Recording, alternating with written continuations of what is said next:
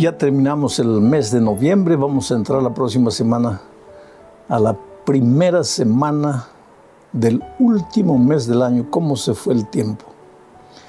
Lección número 9 para el 29 de noviembre del año 2024. El título de la lección de esta semana es La fuente de la vida. Y el propósito de la lección es mostrar que la vida no es apenas un periodo de tiempo que tu corazón late y que tu pulmón respira. La vida es mucho más que eso. La vida es Cristo. Él es la fuente de la vida. Y si quieres disfrutar de vida plena, de vida abundante, de vida sana, entonces tienes que vivir en comunión con la fuente de la vida eterna, que es Cristo Jesús.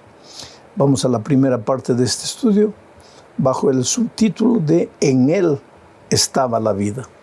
Naturalmente, para eso necesitamos leer el texto bíblico de Juan capítulo 1, versículos 1 al 4. Leo y comento.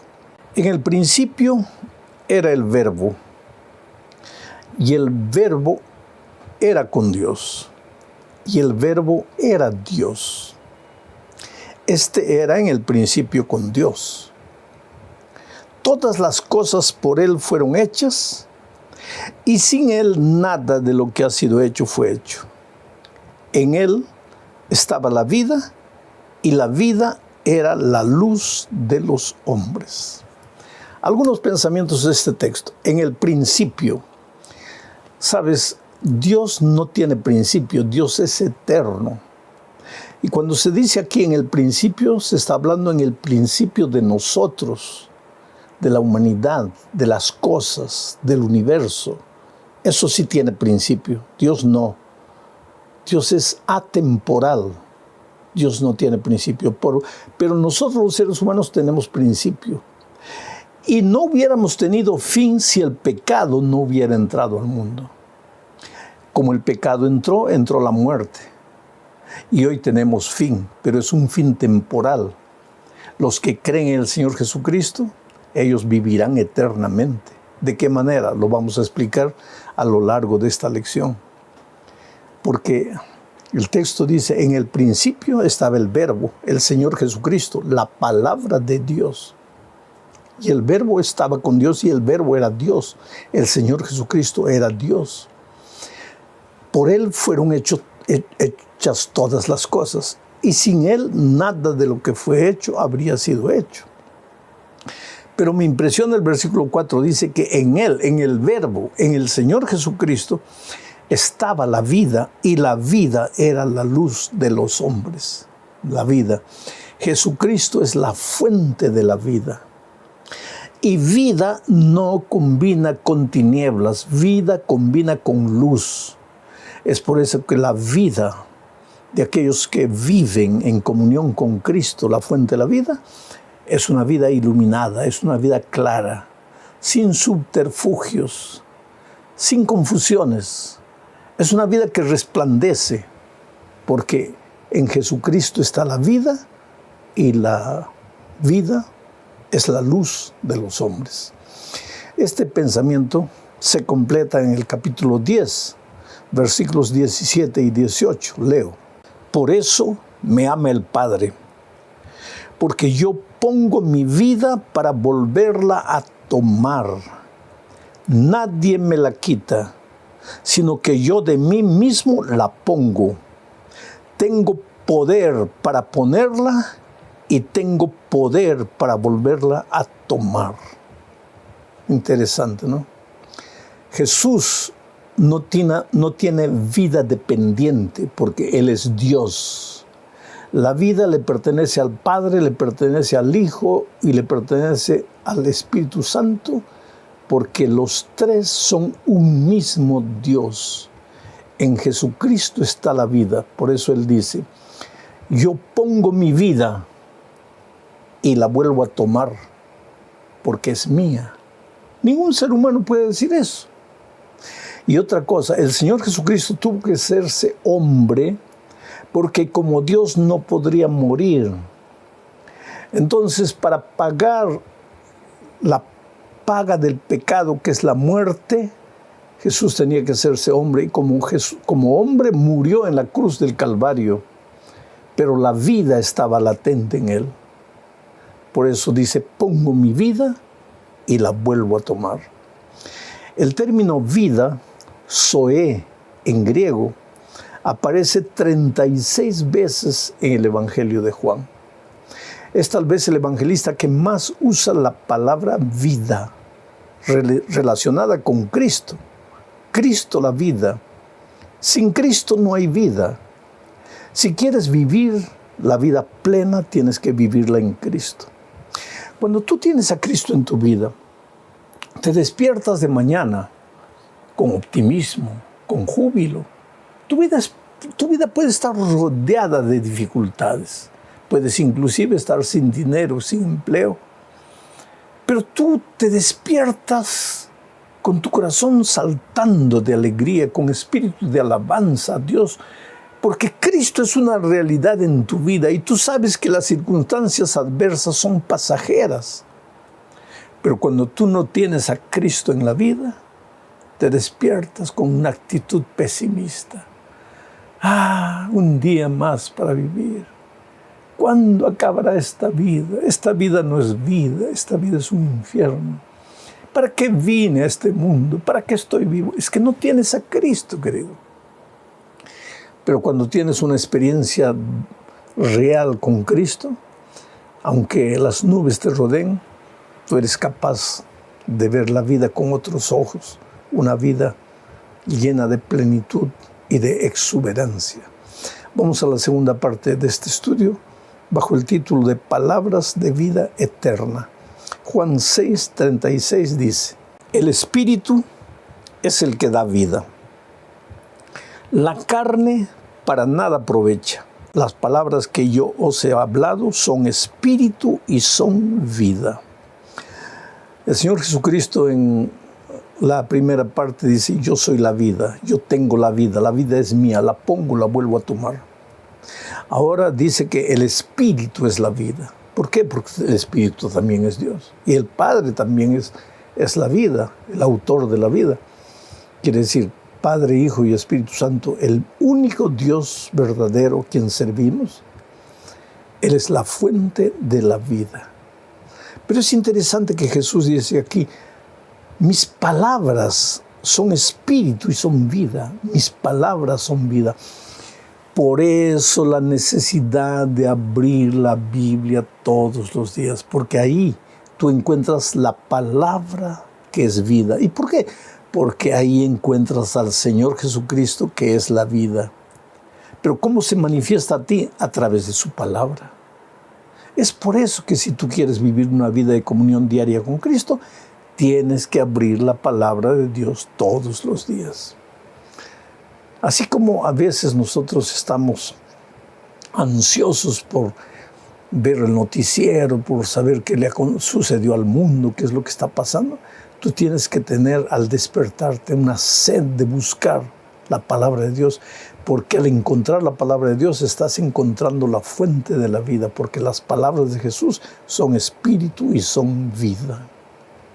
Vamos a la tercera parte de este estudio, creer y el nuevo nacimiento.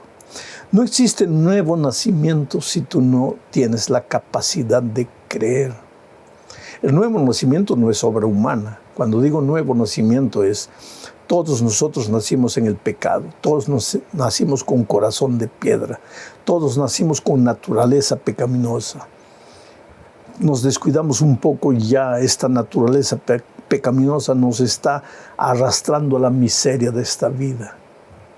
Pero existe la promesa de la conversión. Dios nos puede hacer nuevas criaturas, pero para eso tienes que creer, porque si no crees, la autodisciplina, la fuerza de voluntad no te ayuda para nada. Leo Juan 1, 12 y 13. Dice así, mas a todos los que le recibieron, ¿recibieron a quién? Al Señor Jesucristo, al Verbo. Mas a todos los que le recibieron, a los que creen en su nombre, les dio potestad de ser hechos hijos de Dios, los cuales no son engendrados de sangre, ni de voluntad de carne, ni de voluntad de varón, sino de Dios. Qué cosa maravillosa, ¿sabes? ¿Cuántas veces yo encuentro gente que dice, ay, pastor, si yo tuviera la oportunidad de comenzar todo de nuevo? Y tú tienes esa oportunidad. Porque cuando tú aceptas al Señor Jesucristo como tu Salvador, Él te entrega una nueva vida, un nuevo corazón, nuevas motivaciones, nuevos propósitos. Cuando tú vas a Jesucristo, Él toma tu vida como si fuera un papel lleno de garabatos que no sirven para nada. Él lo estruja y lo echa a la basura. Y en cambio te da una hoja en blanco para que escribas una nueva historia, con nuevas decisiones. Por eso el texto bíblico dice, a los que creen en su nombre, les dio la potestad de ser llamados hijos de Dios. Hijos de Dios. Y el mundo no te va a entender. Por eso dice, el mundo no los conoce, porque no conocen a Dios. Solo tú, que has pasado por la experiencia de la conversión, sabes lo que el Señor Jesucristo significa para ti. No esperes que tus familiares, que tus amigos, que no han tenido un encuentro personal con Cristo, puedan entender lo que tú estás sintiendo ahora, que has pasado por la conversión y has encontrado al Señor Jesucristo y lo has aceptado como tu Salvador. Vamos a la siguiente parte de este estudio. Rechazar la fuente de la vida. Juan 1, 5, 10 y 11. Mira lo que dice. La luz en las tinieblas resplandece, y las tinieblas no prevalecieron contra ella. En el mundo estaba, ¿quién estaba? Jesucristo. Y el mundo por él fue hecho, pero el mundo no le conoció. A lo suyo vino y los suyos no le recibieron. Oh querido, la vida no es un asunto de suerte. Alguien dijo un día, algunos nacen con estrella y otros nacen estrellados. Eso no es verdad. Nadie nace con estrella. Todos nacimos destituidos de la gloria de Dios. Todos nacimos en pecado. Todos nacimos alejados de Dios, separados de Dios. Pero el hecho de que hayamos nacido separados de Dios no quiere decir que podemos vivir y morir de esa manera. Porque el Señor Jesús nos llama, nos invita. Y si tú aceptas, si tú le entregas tu corazón, Él te toma en sus manos y ahora te declara su hijo. Ahora eres hijo de Dios. Y como hijo de Dios, tienes derechos. El otro día yo encontré en la parte trasera de un camión una frase escrita. Yo no soy el dueño del mundo, pero soy el hijo del dueño. Qué cosa maravillosa. Ese dueño de ese camión debe creer en Jesús, debe conocer la palabra de Dios, debe conocer este texto que dice, ahora somos hijos de Dios. Y antes estábamos alejados de Dios. Y vivíamos ignorando los caminos de Dios. Y nos heríamos y nos quebrábamos la cara y sangrábamos. Nuestro hogar estaba deshecho, nuestros hijos traumatizados, sumergidos en los vicios, en las cosas horribles de esta vida. Pero ahora que conocimos a Jesús, somos hijos de Dios. Y como hijos de Dios, somos hijos del Rey. Y si nuestro Padre Dios es el Rey, nosotros somos sus hijos, somos príncipes. Atrévete a vivir como un príncipe. Atrévete a caminar por la vida como un príncipe. No entregues tu cuerpo, que es una perla, a los puercos. Tú eres una princesa, tú eres un príncipe. Camina como el hijo de la luz, como el hijo del Rey, como el hijo del Dios Todopoderoso. Terminamos este estudio hablando de la condenación, porque mucha gente tiene un falso concepto de la condenación y de la muerte. Algunos piensan que al pecador Dios lo condena. Otros creen, al pecador Dios les entrega la muerte. Dios no entrega muerte a nadie, porque Dios es vida. ¿Y qué es la vida? La ausencia de la muerte. Y si Dios es la vida, en Él no hay muerte. Y si en Él no hay muerte, ¿cómo te va a dar la muerte? La muerte es una opción tuya, es una elección tuya. ¿En qué sentido? Es que si tú no eliges a Jesús, pues naturalmente ya estás eligiendo a la muerte, porque Jesús es la vida. Y si tú no quieres vivir al lado de la vida, que es Jesús, pues naturalmente entras al territorio de la muerte. Bueno, leo lo que dice Juan 3, 18 al 21. El que en Él cree, en Jesús, no es condenado. Pero el que no cree ya ha sido condenado, porque no ha creído en el nombre del unigénito Hijo de Dios. Y esta es la condenación, que la luz vino al mundo, y los hombres amaron más las tinieblas que la luz, porque sus obras eran malas.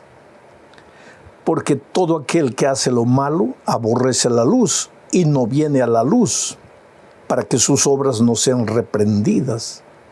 Mas el que practica la verdad viene a la luz, para que sea manifiesto en sus obras, que sus obras son hechas en Dios. Qué interesante, querido. El Hijo de Dios no vino al mundo para condenar al mundo. Vino para salvar al mundo. Pero el que no cree en Jesucristo ya se condenó solo, porque salió del territorio de la vida y entró al territorio de la muerte. Y esta muerte no es una muerte ipso facto, no es una muerte inmediata, no es que te separas de Jesús y mueres, no. Sigues viviendo, pero la vida que vives ya no es vida, ya es una muerte en vida. Es por eso que mucha gente dice, no quiero vivir porque esta vida no es vida. Claro, pues, es sobrevivencia.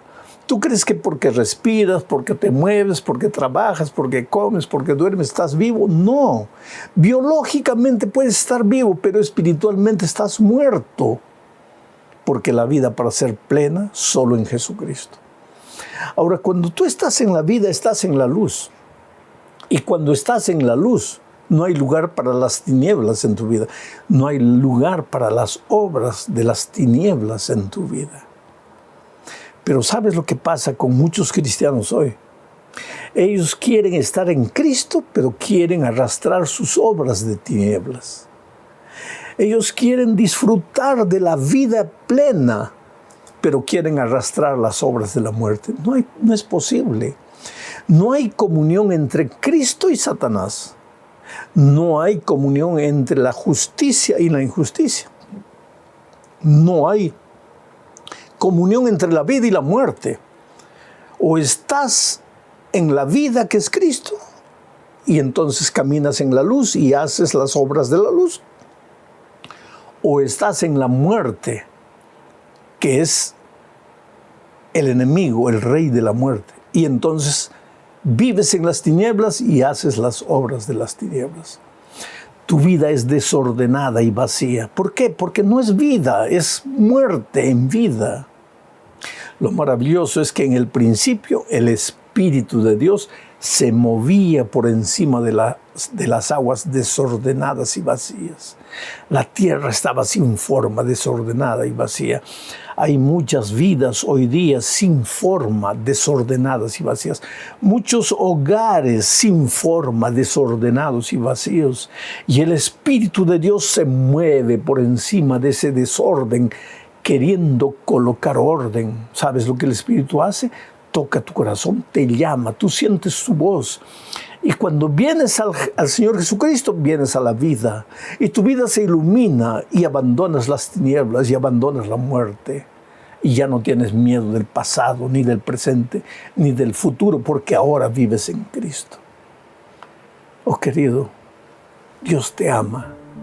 Oh, cómo Dios te ama. Pero si estás sufriendo en este momento, tal vez estás sufriendo porque estás lejos de Dios. Tal vez estás pagando las consecuencias de las tristes decisiones que tomaste. Pero eso no quiere decir que todo está perdido. Ven a Jesucristo. Tú eres un hombre, tú eres una mujer sincera. El hecho de que temprano el domingo, porque sabes que este comentario es levantado más o menos a las 6 de la mañana.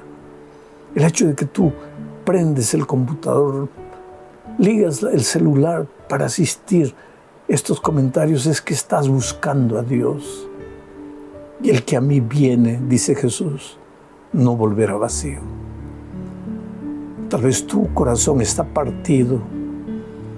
Tal vez esta semana tu esposo se fue o tu esposa te abandonó. Tal vez tú, querido joven, esta semana perdiste a tu padre, o tú, querido padre, perdiste a tu hijo. Tu corazón está sangrando, pero a pesar de eso estás escuchando la palabra de Dios.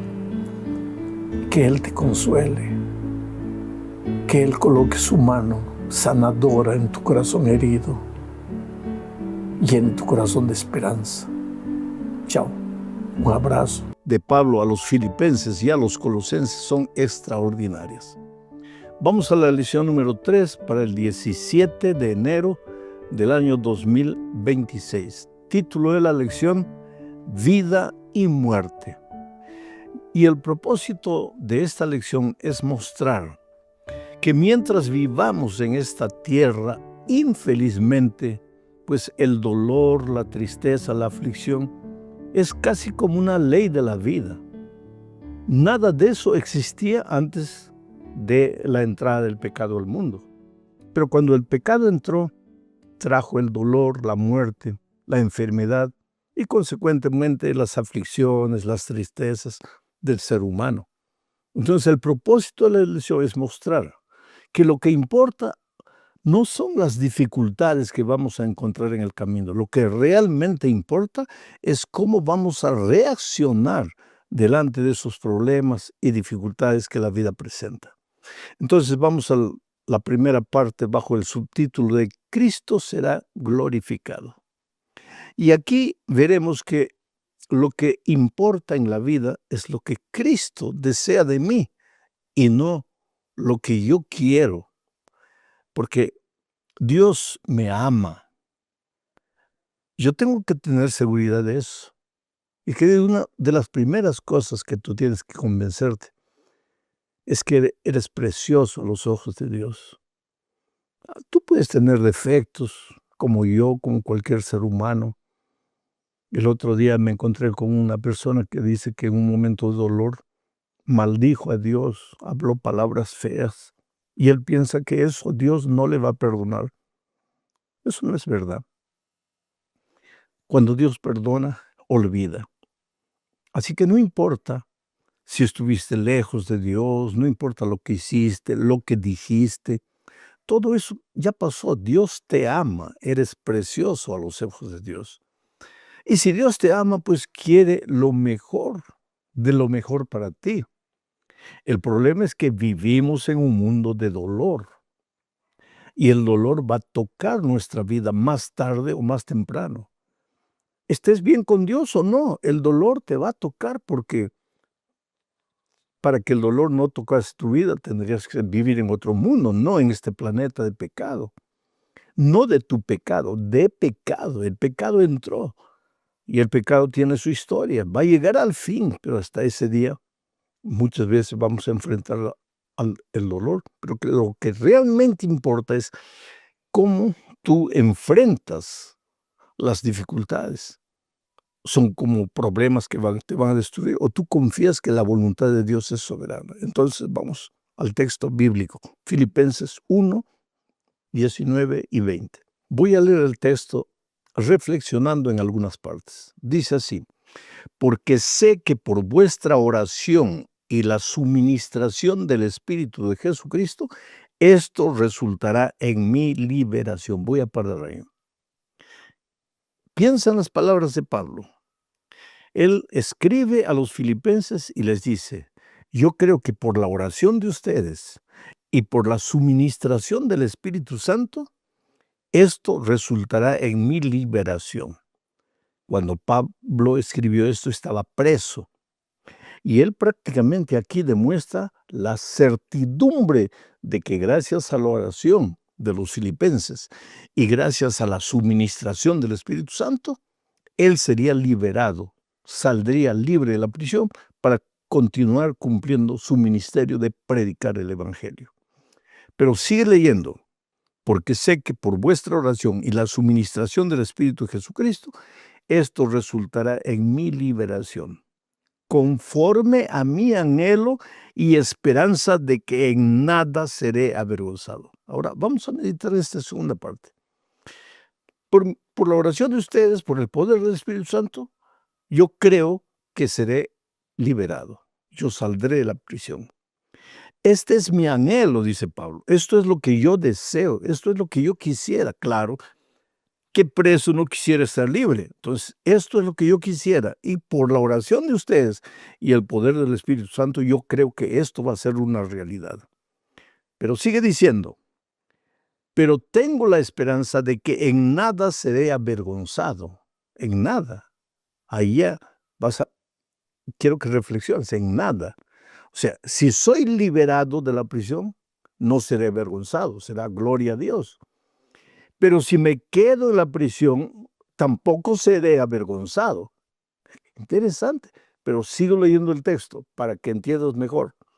Antes bien, con toda confianza, como siempre, ahora también será Cristo magnificado en mi cuerpo, o por vida o por muerte.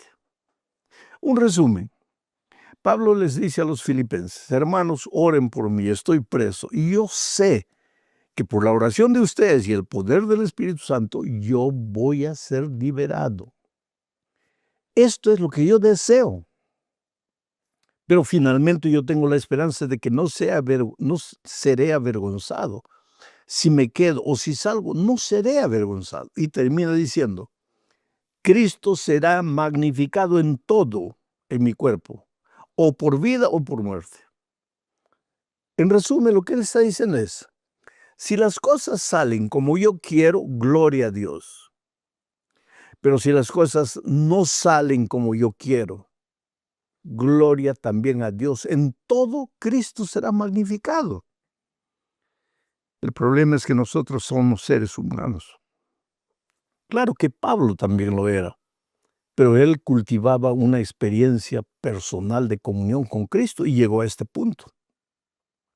Nosotros también podemos. Pero como estamos todavía en proceso de crecimiento, a veces somos egoístas en nuestros pedidos.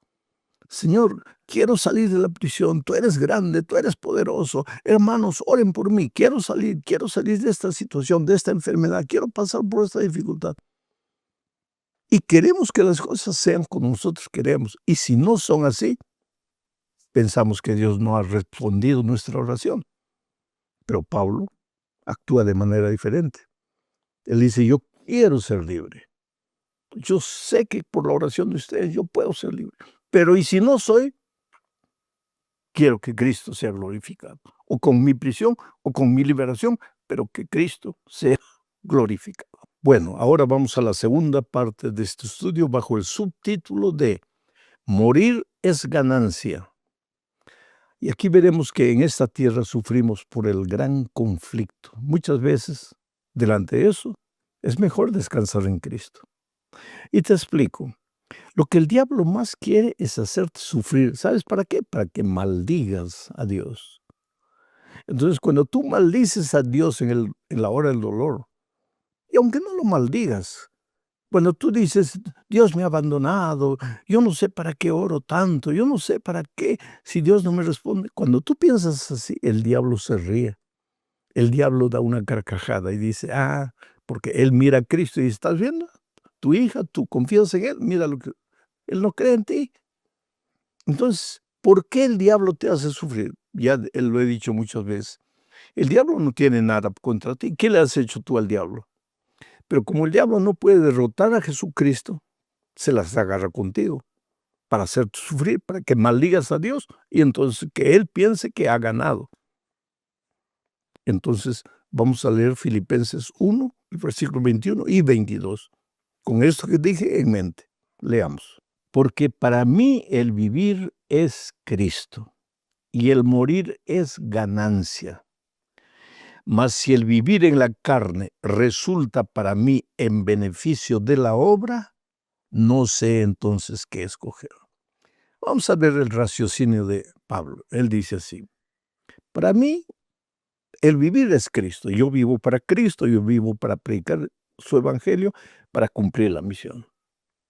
Pero si muero, eso es ganancia. ¿Y por qué? Porque dejo de sufrir. Paro de sufrir, descanso en Cristo hasta la mañana gloriosa de la resurrección.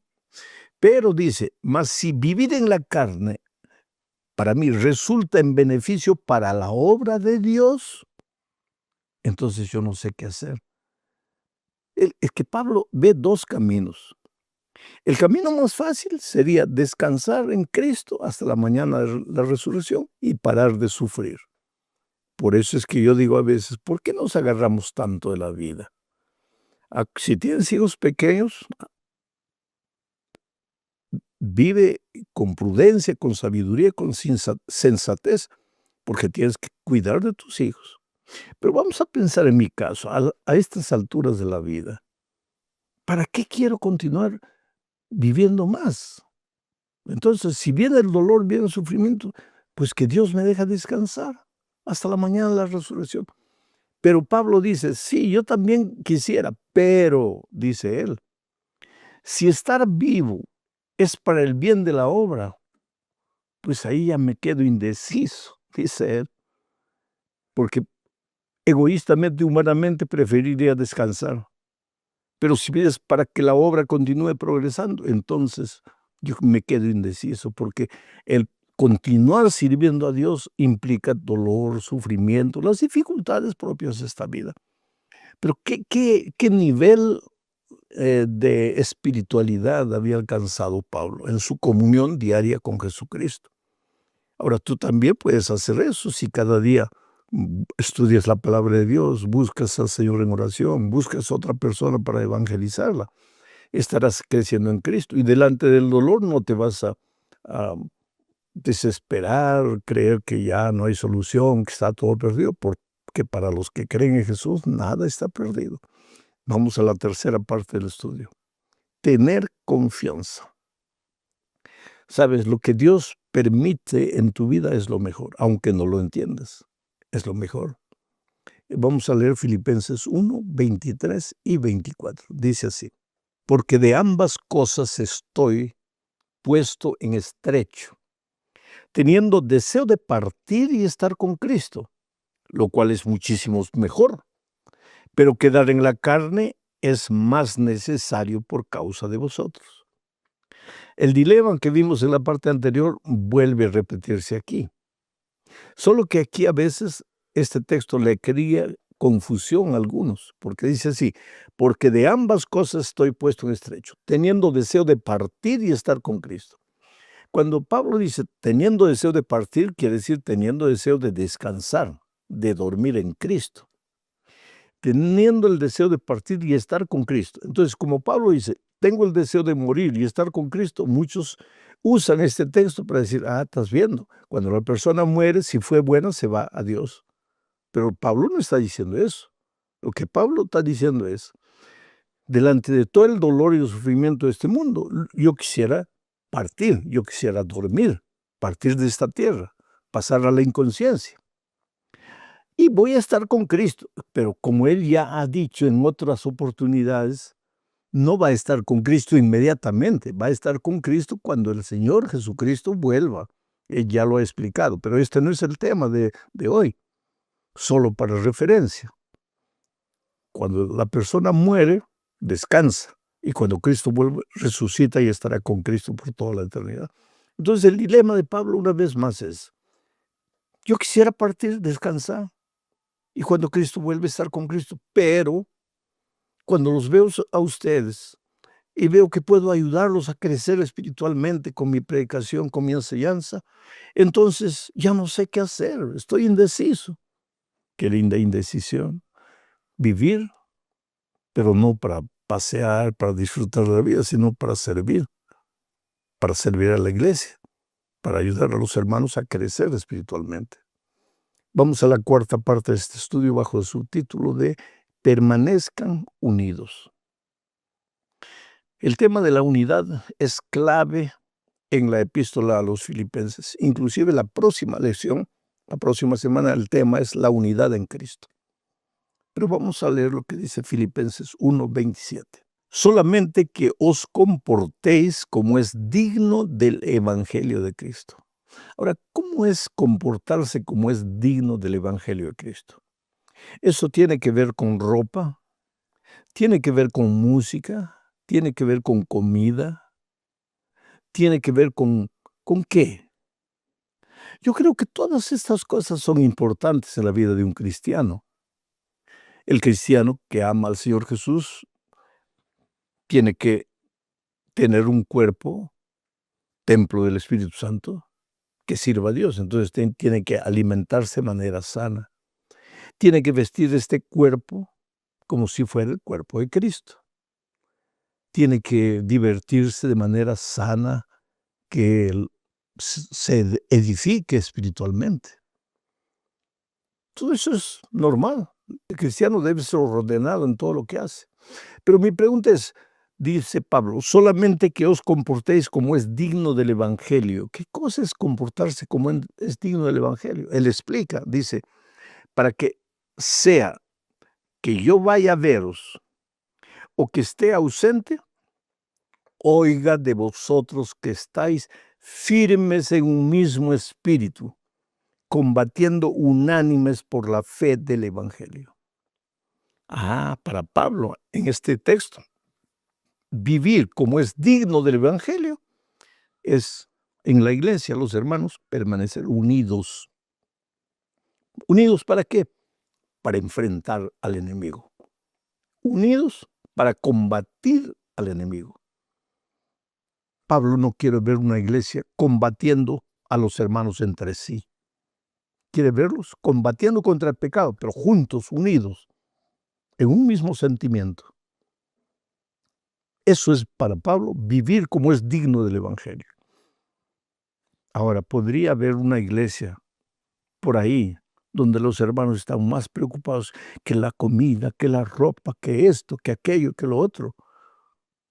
Pero están peleando en la iglesia, discutiéndose, discutiendo uno con el otro, mirándose mal uno con el otro, sin hablar uno con el otro. Pablo dice, pues eso no es vivir como es digno del Evangelio. Estás más preocupado en las cosas periféricas de la vida cristiana que en la esencia de la vida cristiana, que es el amor. Bueno, llegamos ahora a la última parte de este estudio bajo el subtítulo de Unidos y sin temor. Y aquí veremos, queridos, que nadie es loco para buscar el dolor, el sufrimiento, la tribulación. Pero si viene, hay que enfrentarla en el nombre de Dios. Vuelvo a repetir, nadie es loco para buscar el dolor, la muerte. Mira, existen los famosos deportes radicales. Y yo veo a muchas personas que no sé qué tienen en el corazón. Quiero practicar un deporte radical. Todo deporte radical implica peligro. Y si eres un hombre joven que te gustan los deportes radicales, pero tienes una esposa, tienes niños, ¿por qué vas a colocar en riesgo tu vida? ¿Para qué vas a buscar la tribulación? ¿Para qué vas a buscar el dolor? Sé prudente, sé sensato. Pero pastor, yo soy atlético, me gusta. Pues que no se puede vivir en esta vida llevado por los gustos. ¿Para qué está la sabiduría, la prudencia, la sensatez? Entonces, vamos a leer Filipenses 1:28 al 30 para ver lo que Pablo dice con relación al dolor y a la tribulación que llegan. Que llegan porque estás en este mundo, no porque lo has buscado, porque tú evita el peligro. ¿Para qué te vas a subir una montaña solo para batir el récord de que llegaste a la punta ahí a 6,000, 7,000 metros y te congelas y mueres y dejas la... No busques el dolor. Sé sensato. Pero ahora mira lo que dice Pablo con relación al dolor. Filipenses 1:28 al 30 dice así. Y en nada intimidados por los que se oponen. En la propia iglesia de Filipos había oposición contra los hermanos de la iglesia. Y en nada intimidados por los que se oponen, que para ellos ciertamente es indicio de perdición por su terquedad espiritual, por su ataque, por su veneno que sueltan contra los cristianos. Eso ya ellos están en el camino de la perdición. Sigo leyendo. Mas para vosotros que recibís toda esa oposición, es sinónimo de salvación. Y esto viene de Dios. Porque a vosotros os es concedido a causa de Cristo no solo que creáis en Él, sino también que padezcáis por Él, teniendo el mismo conflicto que habéis visto en mí y ahora oís que hay en mí. En resumen, ¿tú crees que Pablo buscó ser preso? No. ¿Y por qué no? Porque él sabía que tenía la responsabilidad de predicar el Evangelio. Entonces, ¿para qué iba a hacer tonterías para ir preso? Tenía un comportamiento coherente y sin embargo fue preso. Fue inevitable porque en este mundo hay dolor. Ahora, él les escribe a los filipenses y les dice, mientras viváis en este mundo, vas a encontrar contradicción, gente que te va a atacar, se va a reír de tu fe, se va a burlar de ti. No te preocupes, déjalos. Ellos están en el camino de la perdición. El dolor y el sufrimiento trae salvación para ti, porque es a través del dolor que vas creciendo. Y quiero que sepas que cuando aceptaste el Evangelio, dice, no es solo para decir, oh Señor Jesús, gloria a Dios, no. Cuando aceptaste el Evangelio, aceptaste también caminar en la contramano de la vida. Va a haber contradicción, gente que te va a criticar, que te va a juzgar, que te va a atacar. Pero no tengas miedo. Mírame a mí. Yo no busqué el dolor y estoy preso. Entonces ustedes también. Cuando el dolor venga, no porque lo busquen, porque no busques el dolor. Huye del dolor. Pero si llega, no te desesperes, no te asustes. Dios está contigo. Qué lindos consejos prácticos de los apóstoles San Pablo. Levanta la cabeza, querido. El año está comenzando. La derrota no es nada definitivo para los que creen en Dios. Hay derrotas, sí, porque a veces Dios permite que fallemos, fracasemos, para reflexionar y ver dónde fallamos. Pero tú eres precioso para Dios. Te puedes levantar y este año puede ser un año glorioso, grandioso, extraordinario. Suda, trabaja, pero primero confía en Dios con todo tu corazón.